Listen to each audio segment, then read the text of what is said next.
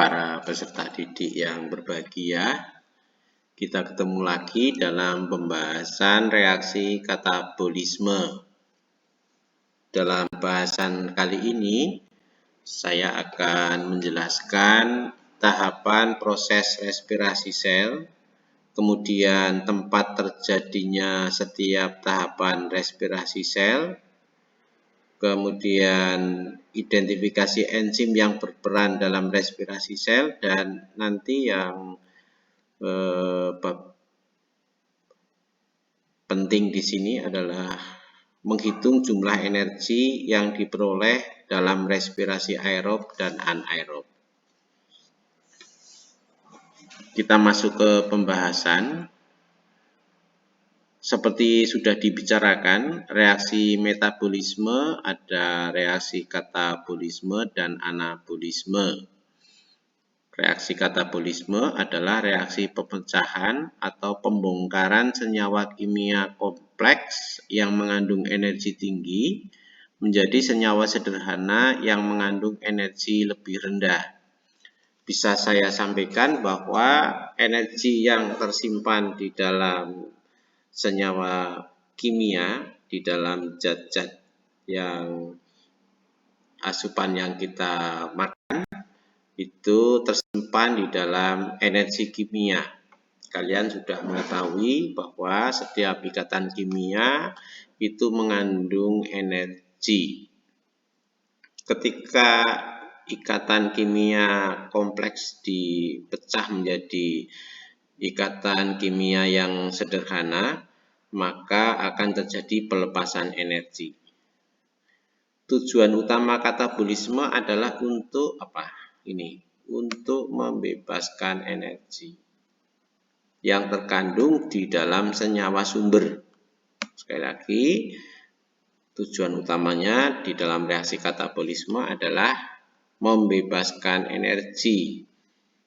Berarti reaksi ini bersifat eksoterm, membebaskan panas, membebaskan energi. Bila pembongkaran suatu zat dalam lingkungan cukup oksigen, maka reaksinya disebut proses respirasi aerob atau respirasi saja.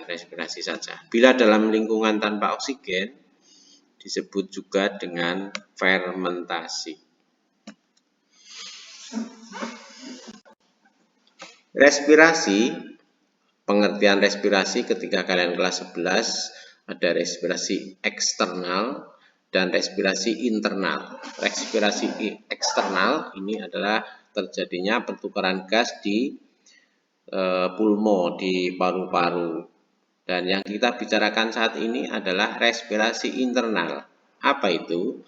Yaitu proses pembebasan energi yang tersimpan dalam senyawa sumber melalui proses kimia dengan menggunakan oksigen. Dari respirasi akan dihasilkan energi kimia dalam bentuk ATP, adenosin trifosfat, untuk kegiatan kehidupan seperti sintesa, anabolisme, gerak, pertumbuhan, perkembangan, reproduksi, respon terhadap rangsang, dan sebagainya. Pada kebanyakan tumbuhan dan hewan tingkat tinggi, respirasi yang berlangsung adalah respirasi aerob. Namun, dapat saja terjadi respirasi aerob pada sesuatu hal.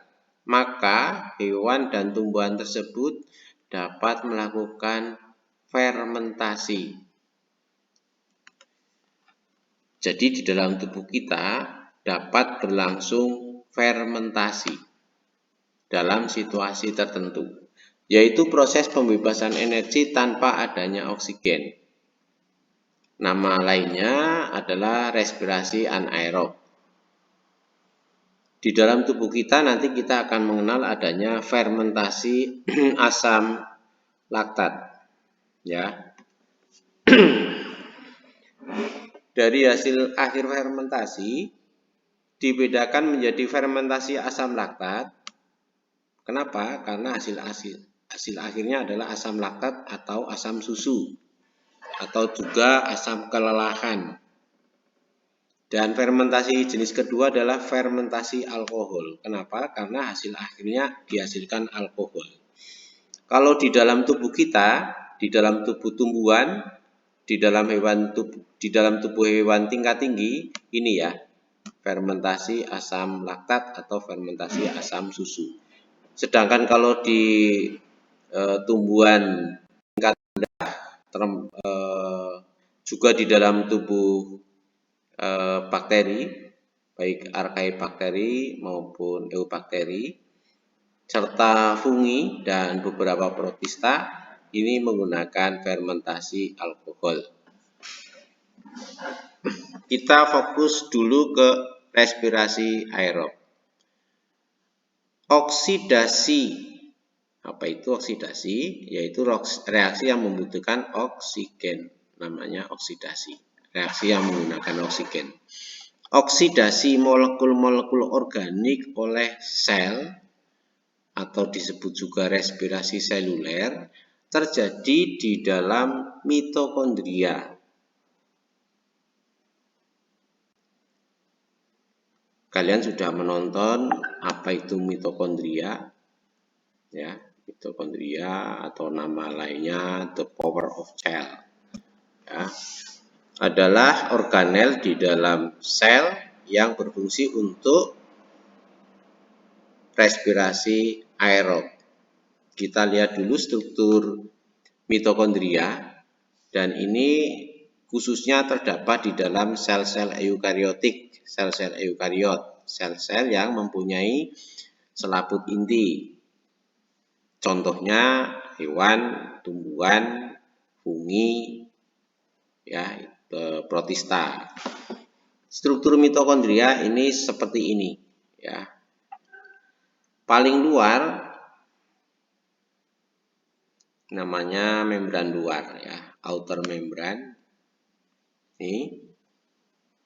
Kemudian ada membran dalam. Membran dalam ini melekuk-lekuk, ya, melekuk-lekuk seperti ini. Tujuannya kok melekuk-lekuk? Nah, tujuannya karena di sini terjadi reaksi kimia. Tujuannya adalah untuk memperluas bidang permukaan. Ya, ini membran dalam, inner membran. Kemudian sepanjang membran dalam dan di dalam ruang antar membran terdapat di dalam ruang antar membran maupun di dalam ruang membran dalam terdapat banyak sekali ATP. ATP ini apa? ATP sintetase kompleks. Maksud saya bukan hasilnya, ATP sintetase kompleks adalah enzim. Banyak sekali terdapat enzim yang melangsungkan proses respirasi aerob di sana. Kemudian ini ada ruang intermembran space. Ya, di sini terjadi reaksi. Kemudian ada matriks, ya, matriks atau cairan. Jadi di dalam organel bukan kering tetapi ada cairannya. Dan ada krista. Apa itu krista? Tadi saya bilang membran dalam melekuk-lekuk. Nah, lekukan ini namanya krista. Baik, ini adalah struktur dari mitokondria, benda kecil, organel kecil di dalam sel yang fungsinya sungguh sangat banyak. Nah, nanti dalam bahasan pengembangan kalian akan mengetahui bahwa sel-sel yang berfungsi untuk melakukan aktivitas lebih tinggi ditemukan mitokondria lebih tinggi. Kira-kira kenapa? Ya, oke. Karena mitokondria sebagai penghasil energi, maka sel-sel yang punya aktivitas lebih tinggi mesti sumber energinya harus lebih tinggi. Untuk tahapan respirasi aerob secara garis besar ada 4 tahap di sini. Yang pertama adalah glikolisis, yang kedua dekarboksilasi oksidatif, yang ketiga siklus Krebs, dan yang keempat rantai transport elektron respiratory. Ini nanti tolong dikoreksi jadi 4. Glikolisis adalah peristiwa perubahan glukosa. Glukosa tahu ya, C6H12O6. Saya hanya menyegarkan ingatan bahwa karbohidrat yang kalian makan itu akan diserap oleh tubuh dalam bentuk glukosa. Pak, kalau kita makan glukosa bagaimana? Ya, glukosa itu cirinya manis. Kalau kita makan yang manis-manis berarti kandungan glukosanya tinggi. Nah, kalau kita makan manis-manis, kita lebih cepat mempunyai energi. Sudah tahu ya, kenapa? Karena langsung diserap oleh darah. Kemudian oleh darah diedarkan ke sel. Ya, glukosa yang diserap oleh darah itu yang diserap oleh usus, kemudian beredar melalui peredaran darah dan akan disebarkan ke sel-sel tubuh kita. Nah, reaksi respirasi aerob berbicara setelah glukosa sampai ke sel. Nah, glukosa ini kemudian akan dipecah menjadi senyawa kecil yaitu CO2 dan H2O. Ya. Glukosa itu adalah C6H12O6, kemudian akan dipecah menjadi CO2, 6CO2 dan 6H2O. Nanti kalian bisa cek reaksi kimia di belakang. Glukosa pada tahap pertama, yaitu tahap glikolisis, akan dipecah menjadi 2 molekul asam pirufat. 2 molekul asam pirufat. Ya, glukosa C-nya 6. Asam pirufat C-nya 3. Ya. Terjadi di sitosol. Sitosol atau sitoplasma adalah cairan sel di luar mitokondria. Tahap yang kedua adalah dekarboksilasi oksidatif. Ada beberapa penulis yang tidak menuliskan tahap ini, ya. Di sini saya tuliskan tahap yang kedua, karena banyak juga penulis buku yang menuliskan tahap dekarboksilasi oksidatif. Di sana terjadi perubahan asam pirufat hasil glikolisis. Ini ya, saya tanda panah. Ini dilanjutkan diubah menjadi asetil koenzim A. Jadi hasil akhir dari dekarboksilasi oksidatif adalah asetil koenzim A. Kemudian asetil koenzim A selanjutnya akan masuk ke tahap berikutnya yang namanya siklus Krebs atau daur trikarboksilat atau daur asam sitrat. Disinilah terjadi asetil koenzim A tadi. Jadi di sini masih dituliskan asam pirufat, sebetulnya sudah menjadi asetil koenzim A. Secara aerob diubah menjadi CO2 dan H2O. Nah, tahap ini juga menghasilkan energi kimia ATP, ya. Kemudian terjadi di mana? Terjadi di plasma mitokondria.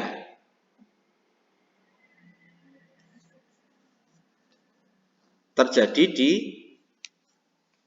antara outer membran dan inner membran itu terdapat plasma mitokondria. Nah, di sanalah reaksi ini terjadi.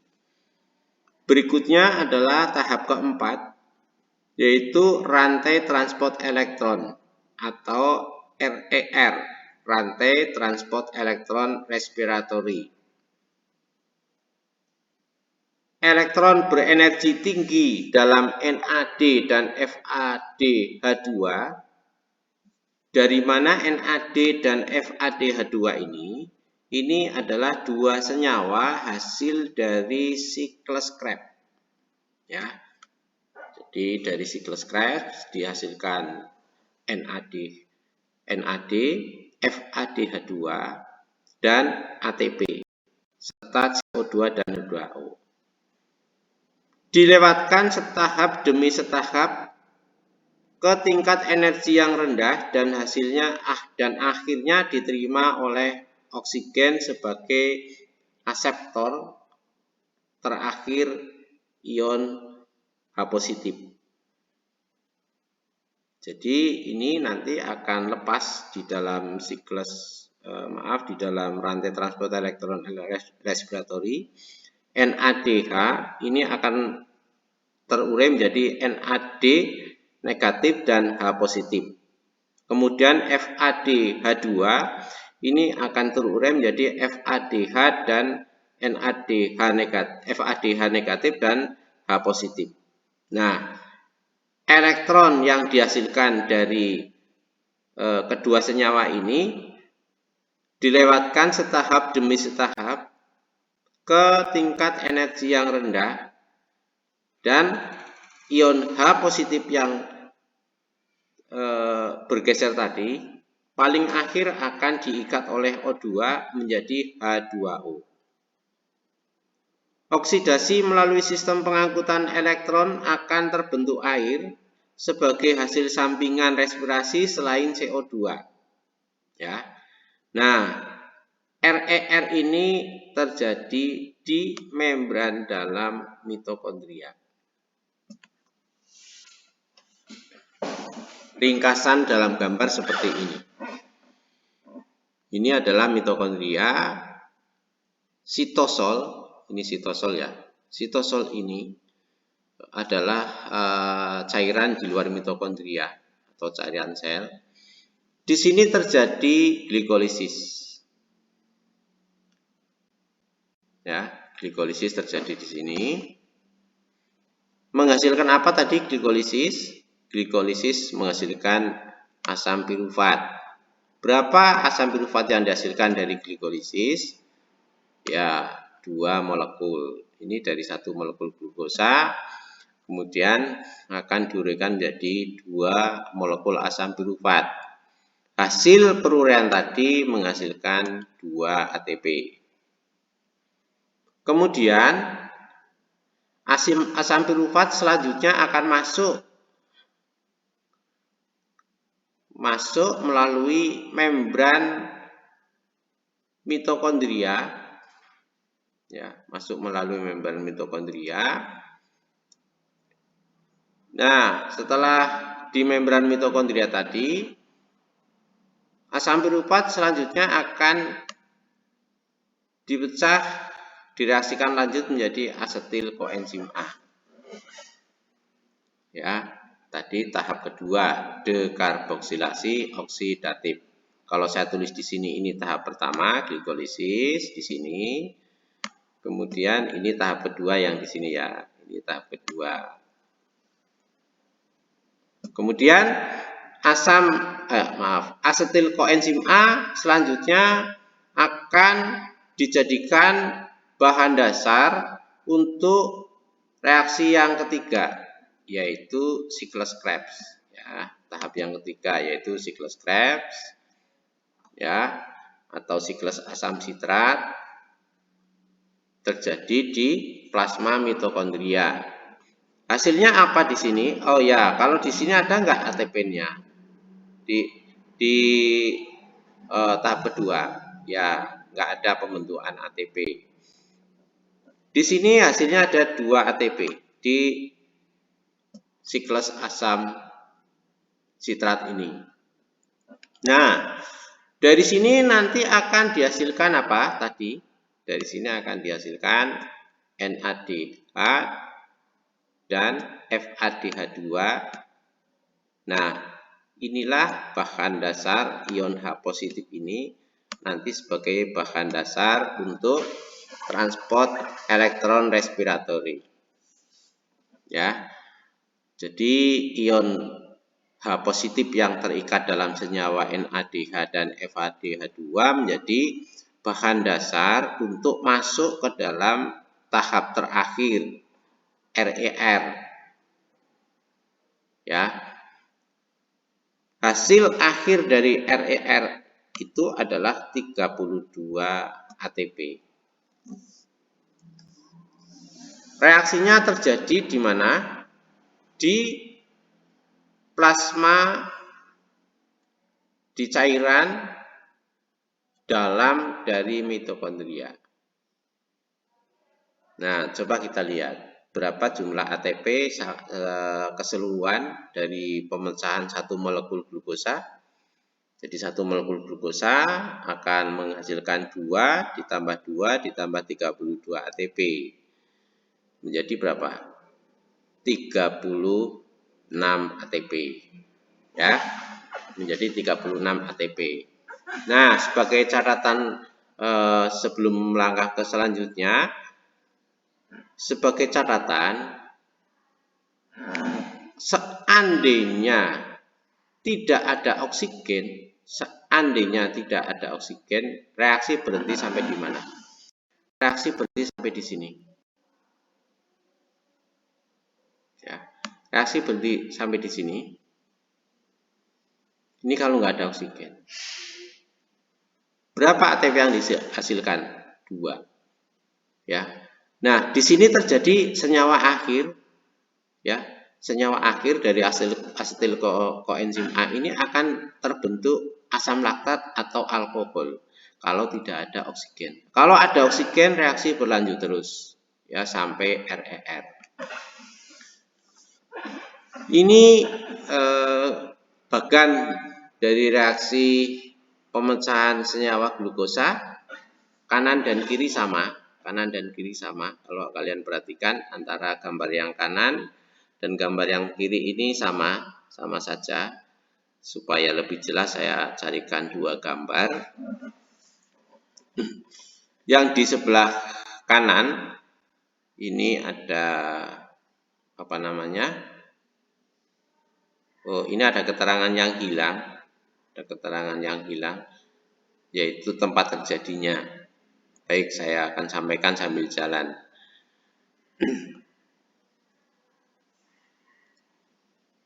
Saya ambil yang kanan ya. Kanan kiri sama. Glukosa akan berubah menjadi glukosa 6-fosfat.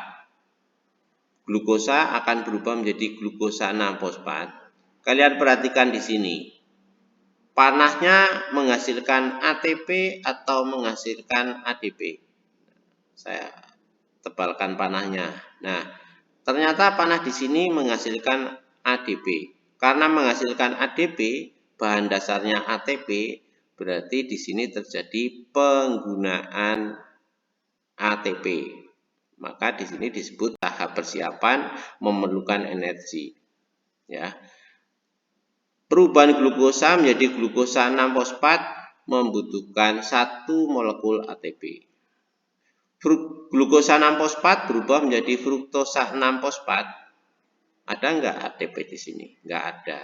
Ya, tidak ada ATP. Ini hanya reaksi isomer saja ya.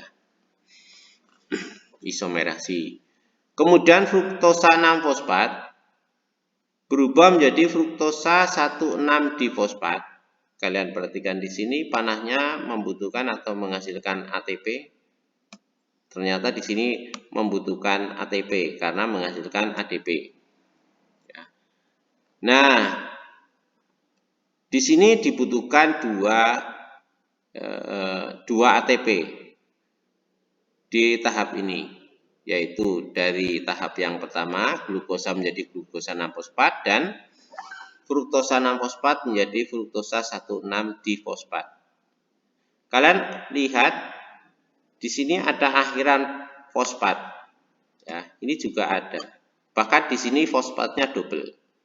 Fosfat dari mana? Diambilkan dari senyawa ATP. ATP, adenosin trifosfat,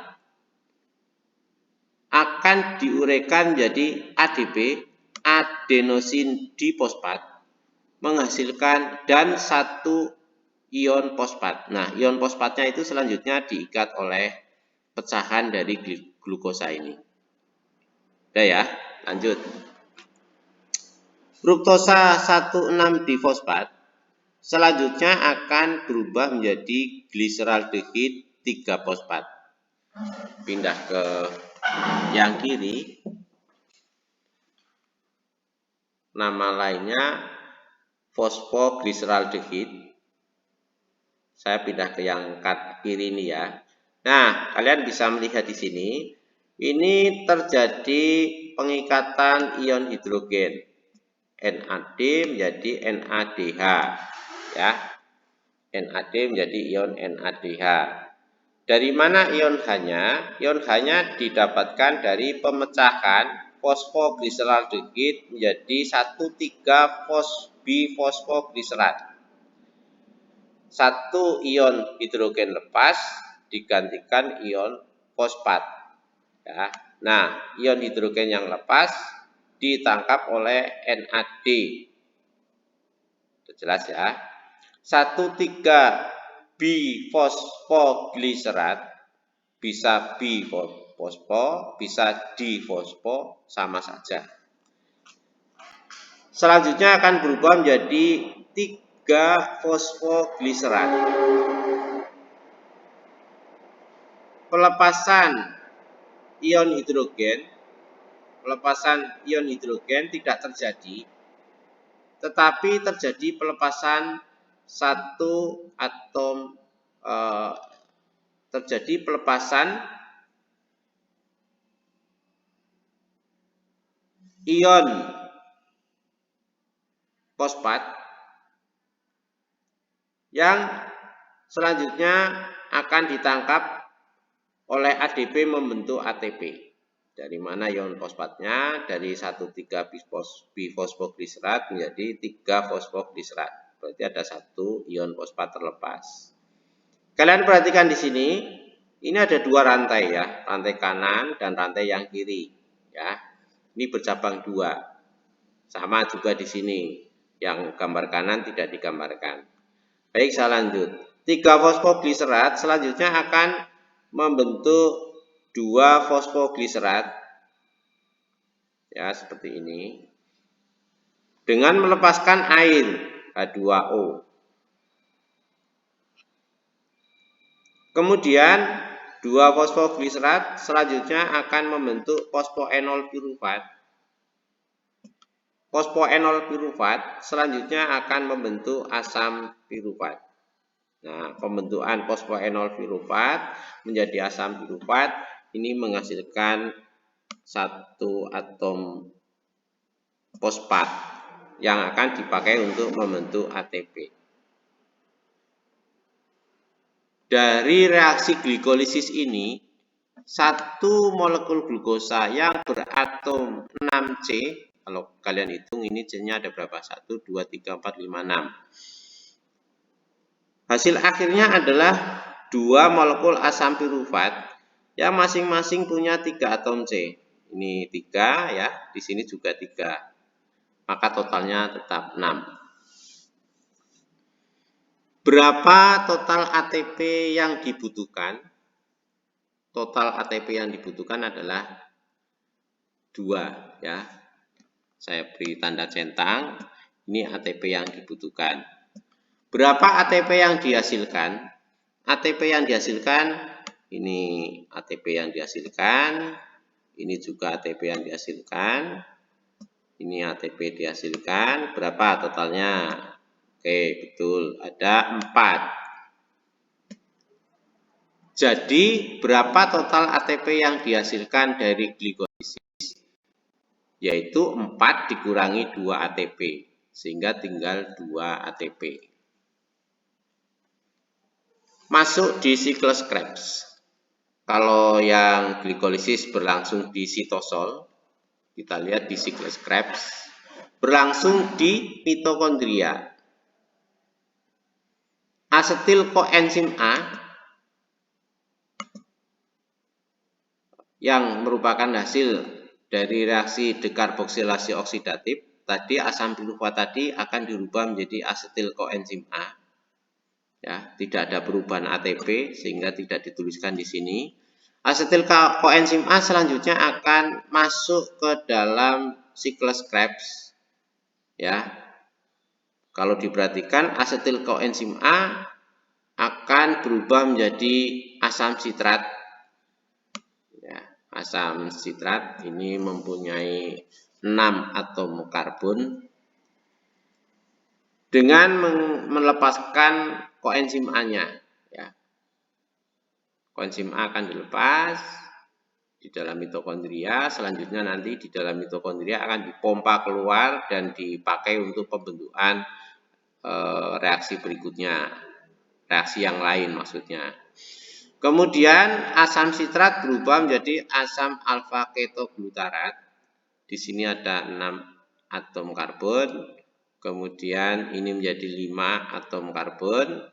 Kalian lihat ada 1 atom C yang berkurang. 1 atom karbon yang berkurang itu dipakai untuk membentuk CO2. Ya. Kemudian NADH, NAD ini akan berikatan dengan air, akan berikatan dengan ion hidrogen yang dihasilkan dari air. Airnya itu kan H2O, ya. Ini O2 sudah ditangkap oleh karbon, kemudian ion H positifnya akan ditangkap oleh NADH, membentuk asam alfa ketoglutarat. 5 atom karbon asam ketoglutarat akan berkurang 1 atom karbonnya. Nah, 1 atom karbon yang terlepas akan dipakai untuk membentuk molekul CO2. Airnya yang dipakai tadi masih ada sisa hidrogen. Sisa hidrogen nanti akan dipakai untuk membentuk NAD dari membentuk NADH dari NAD positif. Nah, ada pelepasan 1 atom fosfat untuk membentuk ATP, ya. ADP menjadi ATP membutuhkan 1 atom fosfat. Kemudian dari reaksi itu terbentuk asam suksinat. Ini mempunyai 4 atom karbon. Asam suksinat akan melepaskan 1 ion hidrogennya membentuk asam malat. Bukan melepas karbon tapi melepas hidrogen. Hidrogen selanjutnya akan ditangkap oleh FAD membentuk FADH2. Asam malat selanjutnya akan berubah menjadi asam oksaloastat. Di sini tetap 4 karbon, tetapi terlepas lagi 1 ion hidrogen, ya. Sehingga terbentuk NADH. Maka dari daur Krebs ini coba diperhatikan ada berapa ATP yang terbentuk? Ada berapa? Baik. Ada 1 ATP, ya. Tapi karena reaksinya berjalan di 2 garis, sehingga total dari siklus Krebs ini terbentuk 2 ATP. Berikutnya, NAD dan FADH2 tadi akan masuk ke membran, akan menembus membran dalam mitokondria menuju ke plasma mitokondria. Nah, di membran dalam mitokondria inilah di membran dalam ya terjadi reaksi transport elektron respiratory. NADH akan melepaskan ion hidrogen. Nih. FADH2 juga melepaskan ion hidrogen. Ya. Nah, hasil akhirnya nanti setelah bergulir begini ini, ion hidrogen akan ditangkap oleh oksigen membentuk H2O, air. Ya, sehingga kalau kita mengeluarkan nafas, ada molekul air yang keluar dari paru-paru kita. Rantai transport elektron respiratory ini pada dua sisi reaksi akan menghasilkan 32 ATP paling besar. Syaratnya reaksi ini harus ada oksigen. Ya, harus ada oksigen.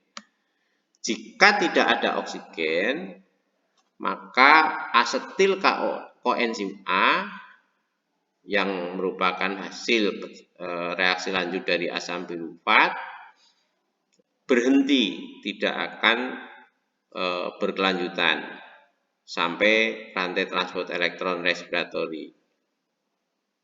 Ya, reaksi ini hanya terjadi jika ada oksigen. Baik, itu adalah reaksi anaerob. Saya tambahkan di sini reaksi anaerob. Bagaimana seandainya setelah terbentuk asetil koenzim A, ternyata tidak ada oksigen? Nah, kalau tidak ada oksigen, maka reaksinya akan berubah haluan, bukan masuk di dalam siklus Krebs selanjutnya rantai transport elektron, tetapi akan terbentuk asam laktat. Asam laktat juga asam susu atau asam kelelahan ya di kala tubuh kita. Misalnya kalian bekerja keras berlari. Nah, saat berlari asupan oksigen sangat terbatas, tetapi otot tetap membutuhkan energi ATP. Nah, saat itulah otot dapat melangsungkan fermentasi. Ya. Reaksinya C6H12O6 ini apa? Ya, betul, glukosa. Glukosa akan membentuk 2C2H5OCOOH atau asam laktat. Ini asam laktat. Dari sini dihasilkan energi. Dari reaksi ini juga dihasilkan ATP. Hanya jumlah ATP-nya tidak sebanyak ketika ada oksigen. Ya. Masih ingat tadi berapa? Hasil dari reaksi ini 2 ATP. Jadi satu molekul glukosa kalau ada oksigen menjadi 36 ATP, satu molekul glukosa kalau tidak ada oksigen akan membentuk 2 ATP. Baik, ini reaksi fermentasi jenis pertama. Ya. Bagaimana dengan reaksi fermentasi jenis kedua? Disebut juga fermentasi alkohol. Ini tidak terjadi di dalam tubuh kita, tetapi terjadi di banyak makhluk hidup sederhana, ya, mikroba. Mereka memang hidup di lingkungan tanpa oksigen. Kalau ada oksigen malah tidak bisa hidup. Nah, ketika ingin mendapatkan energi, mikroba ini melangsungkan fermentasi. Satu molekul glukosa akan dipecah menjadi 2 molekul asam pirufat. Ya. Selanjutnya, asam pirufat yang terbentuk tadi akan dibentuk menjadi asam asetat dan CO2. Asam asetat nanti akan direaksikan lanjut menjadi alkohol.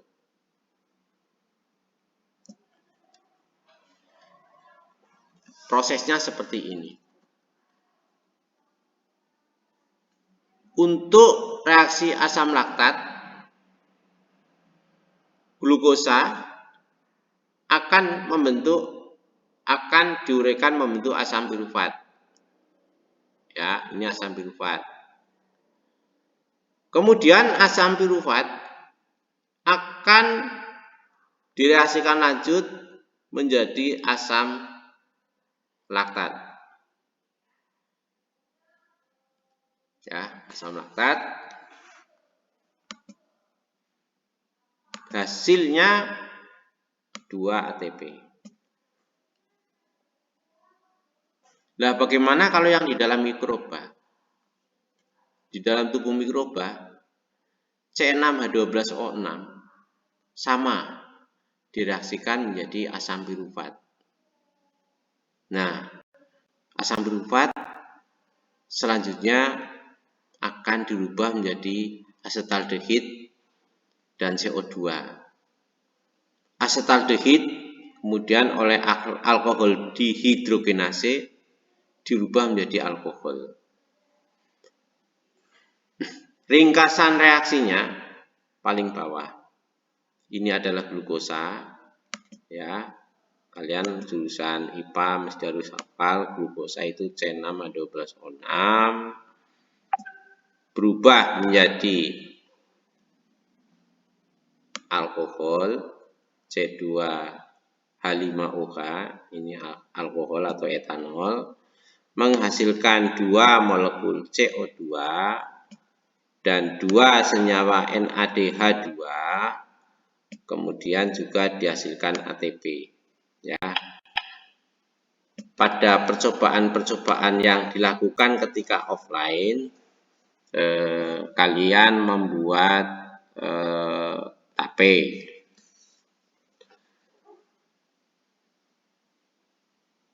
Bahkan dasar membuat tape adalah cairan manis. Cairan manis didapatkan dari mana? Dari reaksi lanjut dari amilum, misalnya tape ketan. Beras ketan itu selanjutnya oleh Saccharomyces. Beras ketan itu harus ditanak dulu, ya, jadi nasi ketan.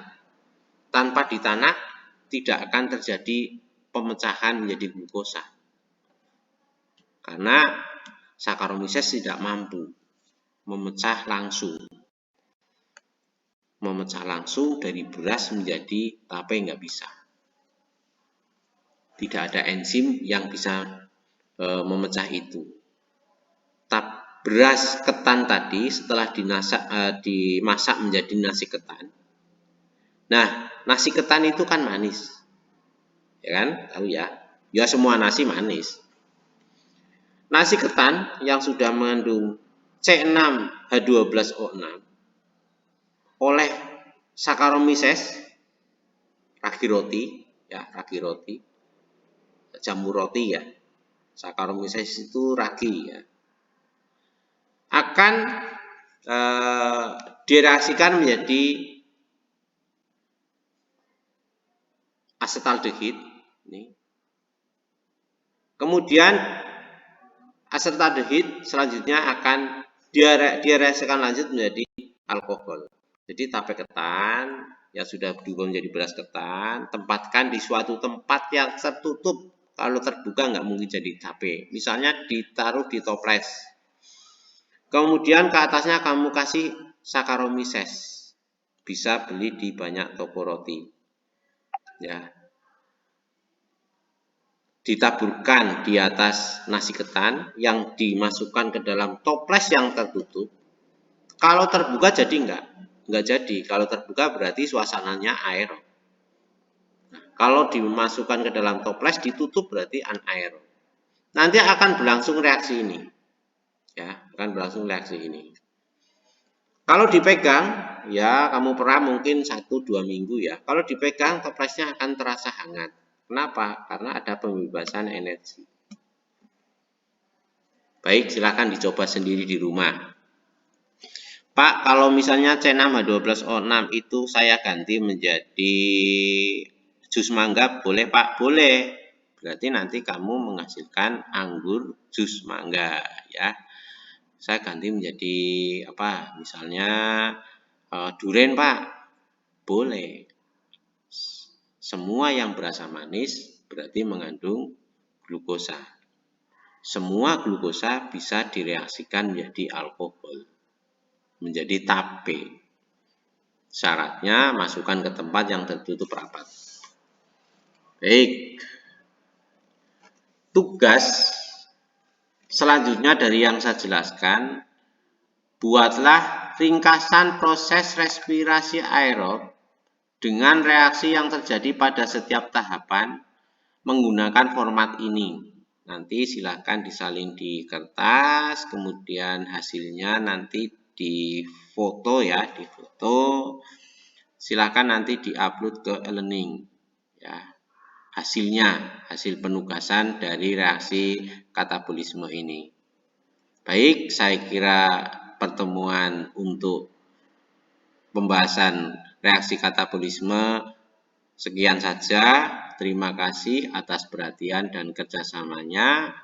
Setelah selesai, sekali lagi nanti hasil tugas silahkan kalian upload ke e-learning. Salam sehat, tetap semangat, selamat belajar, berkah dalam.